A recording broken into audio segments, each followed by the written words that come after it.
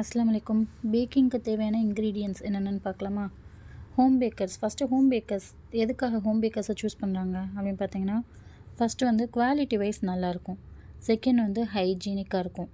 Third வந்து நம்ம கேட்குற டிசைனில் அவங்க கஸ்டமைஸ் பண்ணி தருவாங்க அது. ஃபோர்த் வந்து நம்ம இப்போ 500 கிராம் கேக் ஆர்டர் பண்ணுறோம் அப்படின்னா 500 கிராம் எக்ஸாக்டாக வராது, எக்ஸ்ட்ரா தருவாங்க அவங்க. 600 to 700 அந்த மாதிரி வந்து காம்ப்ளிமெண்ட்ரிஸ் இருக்கும். அதனால வந்து ஹோம் பேக்கர்ஸ் வந்து சூஸ் பண்ணுறாங்க. ஓகே, நம்மள்ட்ட வந்து ரெசிபீஸ் இருக்குது, ஆனால் ஏன் ஃபெயிலியர் ஆகுது? பேக்கிங்க்கு பின்னாடி சயின்ஸ் இருக்கா? அது என்னென்ன திங்ஸு எப்படி எப்படி யூஸ் பண்ணணும்னு இந்த வீடியோவில் வந்து ஃபுல் அண்ட் ஃபுல் வந்து டீப்பாக பார்க்கலாம். ஃபஸ்ட்டு பேக்கிங்னா என்ன? பேக்கிங் என்ன மாதிரி ப்ராசஸில் வந்து குக் ஆகுது அப்படின்னு பார்த்தீங்கன்னா, ஹாட்டான ஏர் அந்த ஒரு கான்செப்டில் வந்து குக் ஆகுது. இது வந்து சேம் அந்த காலத்து ட்ரெடிஷ்னல் மெத்தடில் வந்து இருக்கும். எப்படின்னு பார்த்தீங்கன்னா, அந்த காலத்தில் வந்து இந்த விறகு வச்சு அந்த மாதிரி அந்த ஹாட்டான ஏரில் வந்து குக் பண்ணுவாங்க. அந்த அனல்லையே வந்து வேக வைப்பாங்க. சேம் அதே கான்செப்டில் தான் நம்ம வந்து ஓடிஜியில் வந்து பேக் பண்ணுவோம். ஸோ நம்ம ஓடிஜியில் பேக் பண்ணும்போது நம்ம ட்ரெடிஷ்னல் மெத்தடில் இருக்கும். டேஸ்ட்டும் வந்து ரொம்பவே நல்லாயிருக்கும். ஓகே, பேக்கிங்கை பொறுத்த வரைக்கும் 2 இன்க்ரீடியன்ட்ஸ். ஒன்று ட்ரை இன்க்ரீடியன்ட்ஸ், இன்னொன்று வந்து வெட் இன்க்ரீடியன்ட்ஸ். ட்ரை இன்க்ரீடியன்ட்ஸை பொறுத்த வரைக்கும் என்னென்னு பார்த்தீங்கன்னா, maida, cocoa powder, baking powder, baking soda, பின்ன கார்ன்ஃப்ளவரு, க்ரீம் ஆஃப் டார்ட்டரு, இந்த மாதிரி எது வந்து நம்ம சிஃப்ட் பண்ணி ஆட் பண்ணுவோமே அது எல்லாமே ட்ரை இன்க்ரீடியன்ட்ஸில் வந்து சேரும். அண்ட் தென் பேக்கிங் பவுடரும் பேக்கிங் சோடாவும் லீவனிங் ஏஜெண்ட்டாகவும் ஆக்ட் பண்ணும். அடுத்து பார்த்திங்கன்னா வெட் இன்க்ரீடியன்ட்ஸ். வெட் இன்க்ரீடியன்ட்ஸ்னு எடுத்துக்கிட்டால் எதெல்லாம் நம்ம வந்து பீட்டர் வச்சோ இல்லை விஸ்கு வச்சோ நம்ம பீட் பண்ணுறோமோ அதெல்லாம் வந்து வெட் இன்க்ரீடியன்ட்ஸில் வந்து சேரும். பார்த்திங்கனாலே தெரியும், egg, milk, cake gel, gel colour, emulsion, essence, இந்த மாதிரி ஐட்டம்ஸ்லாம் வெட் இன்க்ரீடியன்ட்ஸில் வந்து சேரும். இப்போ ஒன்றும் எந்த மாதிரி வந்து ஒர்க் பண்ணுது அப்படின்றத வந்து டீட்டெயில்டாக பார்ப்போம். ஃபஸ்ட்டு வந்து ஆல் பர்பஸ் ஃப்ளார். இது வந்து மைதா தான் ஆல் பர்பஸ் ஃப்ளார்னு சொல்லுவாங்க. இது நம்ம வந்து மைதான்னு சொல்லாமல் ஒரு டெக்னிக்கல் வேர்டாக வந்து ஃப்ளார்னு யூஸ் பண்ணிக்கலாம். இது வந்து எதில் வந்து கிடைக்கிது அப்படின்னா, இந்த வீட் கிரைண்ட் இருக்குல்ல அதோட சக்கை தான், அதோட கொஞ்சம் வேஸ்டேஜ் தான் இந்த மைதா. இது வந்து நல்ல ஒரு பைண்டிங் ஏஜெண்ட்டாக இருக்குது பேக்கிங்கை பொறுத்த வரைக்கும். நம்ம கேக்காக இருக்கட்டும் எதுவாக இருந்தாலும் அந்த சாஃப்ட் ஒரு ஸ்ட்ரக்சர் கொடுக்குது இல்லையா, அதுக்கு வந்து இந்த மைதா வந்து யூஸ்ஃபுல்லாக இருக்கும். நம்ம வெறுமனே எக்கை மட்டும் பீட் பண்ணி ஒரு கேக் ப்ரிப்பேர் பண்ண முடியாது. அதுக்கு ஒரு நல்ல பைண்டிங் ஏஜெண்ட்டாக வந்து இந்த ஃப்ளார் வந்து நமக்கு வந்து ஒர்க் பண்ணும். நெக்ஸ்ட்டு பார்த்திங்கன்னா கொக்கோ பவுடர். கொக்கோ பவுடரை பொறுத்த வரைக்கும் நிறைய வெரைட்டிஸில் இருக்குது. நமக்கு தெரிஞ்ச கொக்கோ பவுடர் வந்து natural cocoa powder, Dutch processed cocoa powder, இன்னொன்று வந்து ஸ்வீட்டட் கொக்கோ பவுடரு, இன்னொன்று செமி ஸ்வீட்டட். இது 4 டைப்பும் நம்ம வந்து மோஸ்ட் ஆஃப் வந்து யூஸ் பண்ணுறது பேக்கிங்கில். இந்த நேச்சுரல் கொக்கோ பவுடரை வந்து சம் ப்ராசஸ் பண்ணிவிட்டு தான் டச்சு ப்ராசஸ்டு வந்து ப்ரிப்பேர் பண்ணுவாங்க. அப்போது வந்து நேச்சுரல் கொக்கோ பவுடர் வந்து ரொம்ப லைட் கலரில் இருக்கும். டச்சு ப்ராசஸ்ன்றது அதை விட கொஞ்சம் கலர் வந்து திக்காக இருக்கும். இன்னொன்று வந்து பிளாக் கொக்கோ பவுடர். அது வந்து ரொம்ப பிளாக் கலரில் இருக்கும். இந்த ஓரியோ பிஸ்கெட்லலாம் யூஸ் பண்ணுவாங்க. அது பார்த்திங்கனாலே பிளாக் கலரில் இருக்கும். அதெல்லாம் வந்துட்டு பிளாக் கொக்கோ பவுடர். இந்த கொக்கோ பவுடர் வந்து எதுலேருந்து கிடைக்குதுன்னா, கொக்கோ பீன்ஸ் வந்து நம்ம வந்து ப்ராசஸ் பண்ணி கொக்கோ பட்டராக மாற்றும்போது அந்த கொக்கோ சாலிட்ஸ் வந்து கிடைக்கும். அதை தான் வந்து ஃபைன் பவுடராக நம்ம வந்து கொக்கோ பவுடராக யூஸ் பண்ணுறோம். அந்த சாலிட் கொக்கோ தான் நம்ம வந்து கொக்கோ பவுடர் அப்படின்னு சொல்லுவோம். கொக்கோ பவுடர் வந்துட்டு நமக்கு வந்து எப்படி இருக்கும் அப்படின்னு பார்த்திங்கன்னா, நல்லா சாக்லேட் ஃப்ளேவராகவும் ஒரு மைல்டு கலராகவும் இருக்கும். இதுவே டச்சு ப்ராசஸ் எடுத்துட்டிங்கன்னா டார்க் கலராக இருக்கும், ஆனால் ஃப்ளேவர் வந்து மைல்டு ஃப்ளேவராக தான் இருக்கும். டார்க்காக இப்போ வந்து உங்களுக்கு வந்து ஒரு சாக்லேட் கேக் பண்ணுறீங்க, டார்க் கலர் வேணும் அப்படின்ற டயத்தில் வந்து நீங்கள் வந்து டச்சு ப்ராசஸ் யூஸ் பண்ணுவீங்க. அடுத்து பார்த்திங்கன்னா கார்ன்ஃப்ளார் வேறு, கார்ன்ஸ்டார்ச் வேறு. கார்ன்ஃப்ளார்ன்றது வந்து கார்ன்லேருந்து கிடைக்கிற அந்த ஃப்ளாரை. இது வந்து பேக்கரில் எல்லாம் யூஸ் பண்ணுவாங்க. ஏன் அப்படின்னா நமக்கு வந்து கேக் வந்து கொஞ்சம் ஒயிட்டாக இருக்கணும் அப்படின்ற ஒரு ரீசனுக்காக யூஸ் பண்ணுவாங்க. கார்ன் ஸ்டார்ச் அப்படின்றது கார்ன்ஃப்ளவர்லேருந்து ஸ்டார்ச்சை மட்டும் தனியாக வந்து செப்பரேட் பண்ணி எடுக்கிறது தான் கார்ன் ஸ்டார்ச்சு. ஸோ கார்ன்ஃப்ளவர் வேறு, கார்ன் ஸ்டார்ச் வேறு. இப்போ வந்து நம்ம வந்து உருளைக்கிழங்கு இருக்குல்ல, அதில் வந்து ஸ்டார்ச் எடுப்போம் தெரியுமா? இப்போ வந்து உருளைக்கிழங்கு வந்து கழுவி தண்ணியில் வந்து ஊற போட்டோன்னா அதோட ஸ்டார்ச் எல்லாம் கீழே வந்து தங்கும் ஒயிட் கலரில். அதுதான் வந்து பொட்டேட்டோ ஸ்டார்ச்சுன்பாங்க. சேம் அதே கான்செப்டில் தான் இந்த கார்ன்ஃப்ளவர்லேருந்து கார்ன் ஸ்டார்ச்ன்ற ஒரு மெட்டீரியல் வந்து நமக்கு கிடைக்கும். அடுத்து பார்த்தீங்கன்னா க்ரீம் ஆஃப் டார்ட்டர். இதோட யூஸ் என்னன்னு பார்த்தீங்கன்னா, இப்போ வந்து ஒரு பேக் பண்ணுறோம் அப்படின்னா, ஷெல்ஃப் லைஃப் வந்து ஜாஸ்தி ஆகணும். இப்போ வந்து 2 நாள் இருக்கிற கேக் வந்து ஒரு 5 நாள் வந்து நமக்கு வந்து ஷெல்ஃப் லைஃப் இருக்கணும். அப்படின்ற டயத்தில் வந்து இந்த க்ரீம் ஆஃப் டார்ட்டர் வந்து நம்ம யூஸ் பண்ணுவோம். அதே மாதிரி இந்த க்ரீம் ஆஃப் டார்ட்டர் வந்து அதிகமாச்சுனாலும் அது வந்து நம்ம கேக்கையே ஸ்பாயில் பண்ணி விட்டுரும். பின்ன எதுக்கு யூஸ் பண்ணுவோம் அப்படின்னு பார்த்தீங்கன்னா, எக்கு வந்து பீட் பண்ணும்போது அது வந்து ஸ்டேபிளாக இருக்கணும் அப்படின்ற ஒரு ரீசனுக்காகவும், பின்ன விப்பிங் க்ரீம் வந்து நம்ம பீட் பண்ணும்போது க்ரீம் வந்து நல்லா ஸ்டேபிளாக இருக்கணும் அப்படின்றதுக்காகவும் நம்ம க்ரீம் ஆஃப் டார்ட்டர் வந்து யூஸ் பண்ணுவோம். சிம்பிளாக சொல்லணுன்னா இது வந்து பவுடர் டைப்பில் இருக்கிற ஒரு ஆசிட். அடுத்து வந்து leaveners, baking powder, baking soda. Baking powder இதில் வந்து நேச்சுரலாகவே பேக்கிங் சோடாவோட கண்டென்ட் வந்து அதில் இருக்குது. அப்புறம் வந்து பேக்கிங் பவுடர் வந்து ஆக்டிவேட் பண்ணுறதுக்கு எந்த ஒரு அசிடிட்டியும் தேவை கிடையாது. இது வந்து வாட்டரோடையும் சரி, வெண்ணிலா எசன்ஸு அந்த மாதிரி எசன்ஸோடையே இது ஆக்டிவ் ஆகும். ஸோ நமக்கு வந்து ரிசல்ட்டும் பர்ஃபெக்டாக இருக்கும். பொதுவாக வந்து எக் பேஸ்டு கேக்கில் வந்து நம்ம வந்து பேக்கிங் பவுடர் மட்டும்தான் யூஸ் பண்ணுவோம். பேக்கிங் சோடா வந்து யூஸ் பண்ண மாட்டோம். அடுத்து பார்த்துட்டிங்கன்னா பேக்கிங் சோடா. பேக்கிங் சோடானா என்னென்னு பார்த்தீங்கன்னா சோடியம் பைகார்பனேட். இது வந்து ஆக்டிவேட் பண்ண கண்டிப்பாக ஏதாவது ஒரு ஆசிட் வந்து நமக்கு வந்து தேவை. பாலில் வந்து லாக்டிக் ஆசிட் இருக்குது, இல்லை தயிர்லேயும் சேம் லாக்டிக் ஆசிட் இருக்குது, இல்லை லெமன் ஜூஸோ அந்த மாதிரி ஏதாவது ஒரு ஆசிட் வந்து இந்த பேக்கிங் சோடா ஆக்டிவேட் ஆக தேவை. இதனால் நம்ம என்ன பண்ணுவோம் அப்படின்னா, பொதுவாக வந்து எக்லெஸ் பேஸ்டு கேக்லாம் இந்த பேக்கிங் சோடா யூஸ் பண்ணி பேக் பண்ணுவோம். அதுக்குன்னு எக் பேஸ்டுக்கு யூஸ் பண்ண மாட்டோம்னு சொல்லலை. எக் பேஸ்ட்லேயும் சம் கேக்ஸ்க்கு வந்து நம்ம வந்து பேக்கிங் சோடா வந்து யூஸ் பண்ணுவோம். அடுத்து பார்க்க போகிறது சுகரில் வந்து நிறைய வெரைட்டிஸ் இருக்குது. Granulated sugar, castor sugar, brown sugar, icing sugar, powder sugar, இதுக்கு மேலே நிறைய சுகர்ஸ் வந்து நிறைய வெரைட்டிஸ் இருக்குது. சுகர் அப்படின்னா என்னென்னு பார்த்தீங்க அப்படின்னா, பேக்கிங்கை பொறுத்தவரைக்கும் இது வந்து நேச்சுரல் ப்ரிசர்வேட்டிவ். இது வந்து ஸ்வீட்னஸ்க்காகவும் ஒரு நல்ல ஒரு பைண்டிங் ஏஜென்ட்டுக்காகவும் நம்ம வந்து யூஸ் பண்ணுவோம். இது வந்து கேக்கை வந்து மாய்ஸ்டாகவும் வச்சுக்கிறோம். கிரானுலேட்டட் சுகர்னு பார்த்தீங்கன்னா, அது வந்து நம்ம நார்மலாக வந்து ரேஷன் கடையிலலாம் கிடைக்கும் இல்லையா? கிறிஸ்டல்ஸ் பார்த்திங்கன்னா கொஞ்சம் அப் அண்ட் டவுன் இருக்கும். கொஞ்சம் ஒரு கிறிஸ்டல் பெருசாகவும் ஒரு கிறிஸ்டல் வந்து சின்னதாகவும் அந்த மாதிரி இருக்கும். அதுதான் வந்து நம்ம கிரானுலேட்டட் சுகர்னு சொல்லுவோம். கேஸ்டர் சுகர்னு பார்த்திங்கன்னா எல்லாமே அதை பார்த்திங்கனாலே தெரியும். எல்லாமே வந்து ஈவனாக ஒரே மாதிரி சின்ன சின்னதாக இருக்கும்.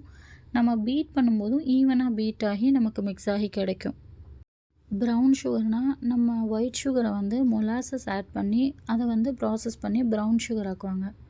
ஐசிங் சுகர் என்னென்னு பார்த்தீங்கன்னா, நம்ம வந்து பவுடர் சுகர் இருக்குல்ல, சுகர் வந்து ஸ்டார்ச்சு பின்ன வந்து எக்ஸ்ட்ரா கொஞ்சம் ப்ரிசர்வேட்டிவ்ஸ்லாம் ஆட் பண்ணி பவுடர் ஃபார்மில் கொடுப்பாங்க. அதுதான் வந்துட்டு ஐசிங் சுகர்.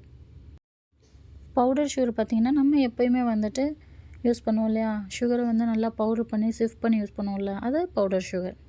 கிரானுலேட்டட் சுகர் வந்து மோஸ்ட்லி நம்ம பேக்கிங்க்கு கேக் பேக் பண்ணலாம் யூஸ் பண்ணுவோம். அதுவே நல்ல அவுட்புட் கிடைக்கும். கேஸ்டர் சுகர் எதுக்கு யூஸ் பண்ணுறோம் அப்படின்னா, இந்த ஃப்ரெஞ்ச் மேக்ரோன்ஸு அதெல்லாம் பண்ணுறோம் இல்லையா? அதுக்கெலாம் வந்து இந்த கேஸ்டர் சுகர் தான் நல்ல ஒரு ரிசல்ட் வந்து கொடுக்கும். ப்ரௌன் சுகர் எப்படி ப்ரிப்பேர் பண்ணுறாங்கன்னு பார்த்தீங்கன்னா, ஒயிட் சுகர் கூட மொலாசஸ் அப்படின்ற ஒரு திங்ஸை வந்து ஆட் பண்ணி ப்ராசஸ் பண்ணுற மூலயமா ப்ரௌன் சுகர் வந்து கிடைக்கும். மொலாசஸ் அப்படின்னா ஒன்றும் இல்லைங்க. இப்போ வந்து ஜாகரிலாம் ப்ரிப்பேர் பண்ணுறாங்க இல்லையா? அதை ப்ரிப்பேர் பண்ணும்போது அடியில் வந்து ஒரு லிக்விட் மாதிரி ஃபார்மில் வந்து ஒரு கொஞ்சம் ஜாகரி வந்து கிடைக்கும். அது வந்து அழுக்கு, அதாவது நல்ல அழுக்குன்னு சொல்லுவாங்க. அது இந்த ஜாகரியோட நல்ல அழுக்கு, அதுதான் மொலாசஸ் ஆக்சுவலி. அதை வந்து யூஸ் பண்ணி தான் ஒயிட் சுகரில் மிக்ஸ் பண்ணி ப்ராசஸ் பண்ணும்போது தான் நமக்கு ப்ரௌன் சுகர் வந்து கிடைக்குது. ஒயிட் சுகர் எதுலேருந்து வருதுன்னு பார்த்தீங்கன்னா, ஒயிட் சுகர் வந்து நார்மலாக வந்து சுகர் கேன்லேருந்து ப்ராசஸ் பண்ணி எடுப்பாங்க. அந்த சுகர் கேனோட ப்ராசஸ் பண்ணும்போது கிடைக்கிற ஒயிட்னஸ் வந்து இன்னும் அதை வந்து ஒயிட் ஆக்கணுன்றதுக்காண்டி இவங்க என்ன பண்ணுறாங்கன்னா சல்ஃபர் ப்ராசஸ் பண்ணுறாங்க. அப்படிங்கும்போது நேச்சுரலாக கிடைக்கிற ஒயிட் சுகரை விட இன்னும் கொஞ்சம் வெள்ளையாக நமக்கு கிடைக்கிது. அது மட்டும் இல்லாமல் இப்போ உள்ள நியூஸஸ் என்னென்னு பார்த்தீங்கன்னா, அனிமல்ஸோட போன்ஸையும் அவங்க வந்து ஒயிட் சுகரில் வந்து அந்த ஒயிட் கலருக்காண்டி ஆட் பண்ணுறாங்க அப்படின்ற மாதிரி நியூஸ் வருது. அதோட இமேஜ் தான் நான் அட்டாச் பண்ணியிருக்கேன். அப்புறம் பார்த்திங்கன்னா கேக் ஜெல்லு, இதை வந்து கமர்ஷியல் பர்பஸ்க்காண்டி யூஸ் பண்ணுவாங்க. கேக் வந்து நல்லா ஹைட்டாக கிடைக்கணும், பேக்கரியோட டேஸ்ட் வந்து நமக்கு கிடைக்கணும் அப்படின்ற ஒரு ரீசனுக்காண்டி கேக் ஜெல்லு வந்து யூஸ் பண்ணுவாங்க. இது நல்லா ஃப்ளஃபியாக வரும் கேக்கு. கலரும் வந்துட்டு நமக்கு வந்து ஒயிட் கலரில் கிடைக்கும் கேக் பேஸு. அப்புறம் பார்த்திங்கன்னா எக்கு வந்து நல்ல ஒரு பைண்டிங் ஏஜென்ட்டு பேக்கிங்கை பொறுத்த வரைக்கும். அதே மாதிரி எக்கு யூஸ் பண்ணும்போது நம்ம எப்போவுமே வந்து புது முட்டையை வந்து வாங்கி யூஸ் பண்ணணும். புது முட்டை அப்படின்றத வந்து கண்டுபிடிக்கிறதுக்கு இப்போல்லாம் நிறையா டெக்னிக்ஸ்லாம் இருக்குது. நீங்கள் வந்து ஒன்றும் இல்லை, மொபைல் ஃபோனில் டார்ச் அடித்து நீங்கள் முட்டையை வச்சிங்கன்னா நல்லா பிரைட் எல்லோவாக இருக்கும். அப்படின்னா ஒரு 2-3 டேஸ் ஆன முட்டை அப்படின்ட்டு வந்து அர்த்தம். இல்லை லைட்டாக டாட்டாக இருந்துச்சுன்னா அது வந்து ஒரு 1 வீக் ஆன முட்டை அப்படின்னு அர்த்தம். இல்லை ரொம்ப டாட்டாக இருந்துச்சு அப்படின்னா அது வந்து ஒரு 10 நாள்லேருந்து 15 நாள், 10 நாளைக்கு மேலே உள்ள முட்டை அப்படின்ற மாதிரி ஈஸியாக வந்து கண்டுபிடிச்சிடலாம். ஸோ நீங்கள் பேக்கிங்க்கு யூஸ் பண்ணும்போது எப்போயுமே வந்து புது முட்டையாக யூஸ் பண்ணுங்கள். ஏன்னா அது வந்து பீட் பண்ணும்போது நமக்கு வந்து அந்த ஸ்ட்ரக்சருக்கு வந்து அந்த பைண்டிங்க்கு வந்து நல்லா வந்து யூஸ்ஃபுல்லாக இருக்கும். இப்போ வந்து நம்ம கேக் பேக் பண்ணுறோம், அதில் வந்து எக்கு ஸ்மெல் வரும். அது எதனால் அப்படின்னு பார்த்தோன்னா, நம்ம ஓவர் பீட் பண்ணாலோ இல்லை வந்து கம்மியான அண்டர் பீட்டன் கொடுத்தாலோ அந்த எக்கு ஸ்மெல் வந்துட்டு வரும். இது எந்த மாதிரி ப்ராசஸில் நடக்குது அப்படின்னா, ஏரேஷன் ப்ராசஸில் வந்து இந்த எக்கு ஸ்மெல்லை வந்து அவாய்ட் பண்ணலாம். அப்புறம் வந்து நம்ம புது முட்டை யூஸ் பண்ணுற மூலியமாகவும் இந்த எக்கு ஸ்மெல்லை வந்து நம்ம அவாய்ட் பண்ணிக்கலாம். ஏரேஷன்னா என்ன அப்படின்னு பார்த்தீங்கன்னா, நம்ம வந்து பீட் பண்ணும்போது நம்ம உள்ளே உள்ள ஏர் வந்து வெளியே போயிட்டு திரும்ப வேறு ஒரு ஏர் வந்து உள்ளே வந்துட்டு இந்த மாதிரி ப்ராசஸ் பண்ணுறது தான் ஏரேஷன். அடுத்து பார்த்திங்கன்னா ஃபேட்டு நம்ம என்ன பேக் பண்ணாலும் வெட் இன்க்ரீடியன்ஸ், ட்ரை இன்க்ரீடியன்ஸ், ஃபேட் எல்லாமே நமக்கு செய்யணும் இல்லையா? அந்த ஃபேட்டுன்ற ஒரு கண்டென்ட்க்கு வந்து நம்ம ஆயிலு, பட்டர் இது ரெண்டும் பேக்கிங்கில் யூஸ் பண்ணுவோம். அப்புறம் வந்து லிக்விட் கண்டென்ட்டாக வந்து நம்ம வந்து மில்கையும் வாட்டரையும் யூஸ் பண்ணுவோம். இந்த லிக்விட் இன்க்ரீடியன்ஸில் வந்து எசன்ஸு, ஃப்ளேவர் ஏஜென்ட்ஸு அதெல்லாமே வந்து செய்யணும். ஆக்சுவலி மில்கில் ஃபேட் இருக்கு இல்லையா, அதனால் இது ஃபேட் இன்க்ரீடியன்ட்ஸ்லேயும் இந்த மில்க் வந்து வரும், லிக்விட்லேயும் வரும். இன்னொன்று நான் சொல்ல மறந்துட்டேன். ஆக்சுவலி ஃபேட்டு வந்து நம்ம ஆயிலும் பட்டரும் சொன்னோம் இல்லையா, இந்த ரெண்டும் வந்துட்டு ஸ்ட்ரக்சர் ஃபார்ம் ஆகிறதுக்கும் யூஸ் ஆகும். அடுத்து பார்த்திங்கன்னா க்ரஷ்ஷு, எமல்ஷன்னு, ஜெல் கலர்ஸு, எசன்ஸ் வேறு, எமல்ஷன் வேறு. எசன்ஸ் அப்படிங்கிறது வந்து வந்து ஆர்டிஃபிஷியல் ஃப்ளேவர் தரும். எமல்ஷன் வந்து அப்படி கிடையாது, ரியல் ஃப்ளேவர் வந்து வரும். அதுலேருந்து ரியல் ஃப்ளேவர் வரும், பின்ன கலரும் வந்து அதிலேயே இருக்கும். எசன்ஸ் யூஸ் பண்ணிங்கன்னா வெறும் ஃப்ளேவர், ஆர்டிஃபிஷியல் ஃப்ளேவர் மட்டும்தான் வரும். கலர் வந்து நம்ம செப்பரேட்டாக யூஸ் பண்ணுவோம். பேக்கிங்கை பொறுத்த வரைக்கும் கலர்ஸ்க்கு வந்து நீங்கள் லிக்விட் கலர் யூஸ் பண்ணுறதை விட ஜெல் கலர் யூஸ் பண்ணால் உங்களுக்கு வந்து நல்லாயிருக்கும். என்னோடய ரெக்கமெண்டேஷன். லிக்விட் கலரை பொறுத்த வரைக்கும் காஸ்ட் வைஸ் கொஞ்சம் கம்மியாக இருக்கும், ஜெல் கலர் வந்து கொஞ்சம் எக்ஸ்பென்சிவாக இருக்கும். ஆனால் வந்து லிக்விட் கலர் யூஸ் பண்ணும்போது நீங்கள் நிறைய யூஸ் பண்ணணும். ஜெல் கலர் அப்படிங்கும்போது நீங்கள் சம் ட்ராப்ஸ் யூஸ் பண்ணால் போதும். ஸோ கிட்டத்தட்ட உங்களுக்கு வந்து ப்ரைஸ் வைஸ் வந்து ஈக்குவல் தான் ஆகும். அதனால் நீங்கள் காஸ்ட் வைஸ் பார்க்காதீங்க, ஜெல் கலர் யூஸ் பண்ணுங்க. இன்க்ரீடியன்ஸ் பற்றி ஓரளவு நாலேஜ் தெரிஞ்சிருக்கும்னு நினைக்கிறேன்.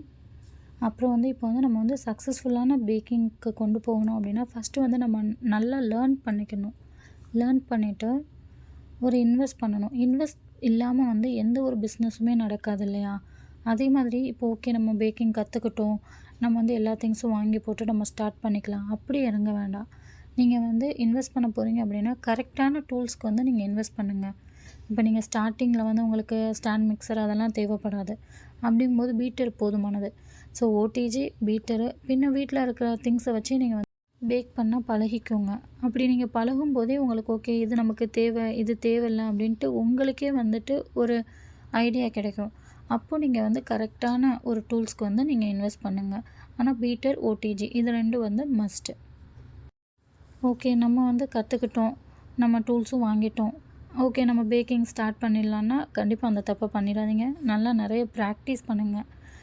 ப்ராக்டிஸ் பண்ண தான் நமக்கு வந்து எல்லாமே பர்ஃபெக்டாக வரும். இந்த 3 நீங்கள் வந்து ஃபாலோ பண்ணிட்டீங்கனாலே போதும், நீங்களும் வந்து நல்ல ஒரு ஹோம் பேக்கராக வந்துடலாம். ஆனால் அது மட்டும் போதாது இல்லையா? நம்ம வந்து பேக்கிங்கை வந்து எந்த லெவலுக்கு ஓகே நம்ம கற்றுக்கிட்டோம், இன்வெஸ்ட் பண்ணிட்டோம், ப்ராக்டிஸ் பண்ணிட்டோம், நம்ம ஓகே அப்படின்னு நினச்சாலும் அதுக்கப்புறமும் கொஞ்சம் ஸ்டெப்ஸ் இருக்குது. இந்தந்த ஸ்டெப்ஸ்லாம் நம்ம வந்து கண்டிப்பான முறையில் ஃபாலோ பண்ணி ஆகணும் அப்படின்ட்டு அந்த டிப்ஸ் வந்து நான் இப்போ சொல்கிறேன். எல்லாமே நோட் பண்ணி வச்சுக்கோங்க. ஓகே எல்லாம் முடிஞ்சு இப்போ வந்து பேக்கிங் பிஸ்னஸ் ஸ்டார்ட் பண்ண ஆரம்பிக்கிறோம்னு வச்சுக்கோங்களேன். கண்டிப்பாக வந்து நமக்கு வந்து ஒரு நல்ல ஒரு நேம் வேணும். நம்ம நேமோடையே சேர்த்த மாதிரி, அதாவது நம்ம நேம் வந்து அப்படியே லோகோவில் வந்து ரிஃப்ளெக்ட் ஆகிற மாதிரி நல்ல ஒரு லோகோ. ஏன்னா நேம் வந்து மனசில் பதியுதோ இல்லையோ, ஒரு லோகோ வந்து டக்குன்னு வந்து ரீச் ஆகும். இப்போ எக்ஸாம்பிளுக்கு எடுத்துக்கிட்டிங்கன்னா கேஎஃப்சி எடுத்துக்கோங்க. கேஎஃப்சி, இந்த மெக்டொனால்ட்ஸ் அதெல்லாம் நமக்கு பார்த்தோன்னே ஐடென்டிஃபை ஆகிடுது. ஓகே இதுதான் அப்படின்ற மாதிரி. ஸோ நீங்கள் வந்து நல்ல ஒரு லோகோக்கு வந்து எஃபர்ட் போடுங்க. பின்ன வந்து social media handling, Facebook, Instagram நம்ம எது ட்ரை பண்ணாலுமே அது வந்து ஒரு வீடியோவை வந்து போஸ்ட் பண்ணுங்கள். ஏன்னா உங்களோட டேலண்ட் வந்து உங்களோட அவுட்புட்டு எல்லாமே வந்து ஃபுல் அண்ட் ஃபுல் வந்து மார்க்கெட் பண்ணணும் இல்லையா? அதனால் ஃபுல் அண்ட் ஃபுல் வந்து சோஷியல் மீடியாவில் வந்து போஸ்ட் பண்ணுங்கள். அப்புறம் நீங்கள் வந்து FSSAI ரெஜிஸ்ட்ரேஷன் வந்து பண்ணியிருக்கணும். ஏன்னா உங்களோட ஃபுட்டு வந்து ஓகே ஃபுட் பிஸ்னஸ் இல்லையா? அதனால் கண்டிப்பாக வந்து FSSAI ரெஜிஸ்ட்ரேஷன் வந்து பண்ணியிருக்கணும். ரெஜிஸ்ட்ரேஷன் வேறு, லைசன்ஸ் வேறு. லைசன்ஸுன்றது வந்து 12 lakh அதுக்கு மோர் இன்கம் இருக்குது. இப்போ நீங்கள் ஒரு ஹோம் பேக்கராக இருக்கீங்க அப்படின்னா 12 lakh மோர் இன்கமாக இருக்குது அப்படின்ற டயத்தில் வந்து உங்களுக்கு லைசன்ஸ் வந்து வேணும். அதுக்கு முன்னாடி வரைக்கும் உங்களுக்கு லைசன்ஸ் வேணாம், வெறும் ரெஜிஸ்ட்ரேஷன் மட்டும் போதும். இப்போ வந்து Zomato, Swiggy அந்த மாதிரி நீங்கள் வந்து சேல் பண்ணலான்னு நினைக்கிறீங்க அப்படின்னா இந்த FSSAI ரெஜிஸ்ட்ரேஷன் வந்து உங்களுக்கு வந்து ரொம்ப இம்பார்ட்டண்ட்டாக இருக்கும். அப்படி இல்லை அப்படின்னா அது ஃப்யூச்சரில் வந்து ஃபைன் ஆகிறதுக்கு வந்து சான்ஸ் இருக்குது நிறையா. நம்ம எதுக்கு சோஷியல் மீடியா ஹேண்டில் பண்ண சொல்கிறோம் அப்படின்னா, இப்போ நம்மளோட நேம் வச்சு நிறையா நேம் வந்து பின்னாடி அதாவது ஃப்யூச்சரில் வந்து வர வாய்ப்பு இருக்குது. ஸோ நம்ம பேக்கிங் பிஸ்னஸ் நேம் வந்து ஆல்ரெடி ரெஜிஸ்டர் பண்ணியிருக்கோம், இந்த நேமில் இருக்குது அப்படின்ட்டு நம்மளோட நேமை வந்து ரெஜிஸ்டர் பண்ணுறதுக்கு இந்த சோஷியல் மீடியா பிளாட்ஃபார்ம் வந்துட்டு ரொம்ப யூஸ்ஃபுல்லாக இருக்கும். ஓகே, இப்போ FSSAI இந்த சாப்டருக்கு வருவோம். இப்போ நான் சொன்ன மாதிரி தான், இப்போ வந்து இப்போ தான் சின்னதாக ஸ்டார்ட் பண்ண போகிறீங்க அப்படின்னா உங்களுக்கு வந்து ரெஜிஸ்ட்ரேஷனே போதுமானது. அப்புறம் பார்த்திங்கன்னா மெனு பிளான் பண்ணணும். மெனு வந்து நம்ம என்னென்ன கொடுக்க போகிறோம், என்னென்ன ப்ரிப்பேர் பண்ண போகிறோம் அப்படின்ற மாதிரி ஒவ்வொரு ஐட்டமும் வந்து நியூவாக லான்ச் பண்ணணும். அப்போ தான் கஸ்டமர்ஸ்க்கும் ஒரு நல்ல ஒரு அட்ராக்ஷன் வந்து கிடைக்கும். அடுத்து முக்கியமான டாபிக் வந்து ப்ரைஸ் ஃபிக்ஸ் பண்ணுறது. ப்ரைஸ் ஃபிக்ஸிங் அப்படிங்கும்போது எல்லாருமே ஒரு நார்மல் பீப்புள்ஸ் அப்படின்னா ப்ரைஸை வந்து கம்பேர் பண்ணி தான் வாங்குவாங்க. ஓகே அங்கே வாங்குறத விட இங்கே வந்து நமக்கு கொஞ்சம் கம்மியாக கிடைக்குது அப்படின்ட்டு. ஸோ நீங்கள் வந்து நம்ம காம்படிட்டரோட ப்ரைஸு எல்லாமே வந்து கேதர் பண்ணுங்கள். கேதர் பண்ணிவிட்டு அதுக்கேற்ற மாதிரி உங்கள் ப்ரைஸ் வச்சு நீங்கள் வந்து சேல் பண்ணலாம். அதே நேரத்தில் வந்து நான் வந்து ஓகே நீங்கள் கம்மியாக கொடுங்க இதனால் உங்களுக்கு லாஸ் அப்படின்னா அந்த மாதிரி நான் பண்ண சொல்லலை. நீங்கள் கம்பேர் பண்ணி உங்களுக்கு ரீசனபிளாக இருந்துச்சுன்னா நீங்கள் சேல் பண்ணலாம். அதே மாதிரி ஓகே நான் காசு கம்மி பண்ணுறேன் அப்படின்ட்டு குவாலிட்டியில் வந்து எப்போயுமே காம்ப்ரமைஸ் பண்ணிடாதீங்க. கொடுக்குறது பெஸ்ட்டு குவாலிட்டியாக கொடுங்க. அதுக்காக தான் ஹோம் பேக்கர்ஸை வந்து அவங்க மெயினாக சூஸ் பண்ணுறாங்க. ஓகேவா? ப்ரைஸ் ஃபிக்ஸிங் மட்டும் நீங்கள் வந்து பார்த்து உங்களுக்கு லாஸ் இல்லாத மாதிரி பண்ணிக்கோங்க. என் காம்படிட்டரை விட நான் கம்மியாக தான் கொடுக்குறேன், இதனால் எனக்கு லாஸ் இல்லை, இதுதான் என்னோடய ஸ்ட்ராட்டஜி அப்படின்னா நீங்கள் தாராளமாக வந்து நீங்கள் சேல் பண்ணிக்கலாம். இதனால் வந்து கஸ்டமர்ஸ்டையும் உங்களுக்கு ரீச் நிறையா கிடைக்கும். நீங்களும் இந்த மாதிரி பேக்கிங்கை வந்து புரிஞ்சுட்டு ஒரு நல்ல பிஸ்னஸ் ஸ்டார்ட் பண்ண என்னோடய வாழ்த்துக்கள். இந்த வீடியோ உங்களுக்கு யூஸ்ஃபுல்லாக இருக்கும்னு நினைக்கிறேன். அடுத்தடுத்த வீடியோஸில் ரெசிபீஸ்லாம் போஸ்ட் பண்ணுறேன். கவனமாக நோட்ஸ் எடுத்து நோட் பண்ணிக்கோங்க. தேங்க்ஸ் ஃபார் வாட்சிங்.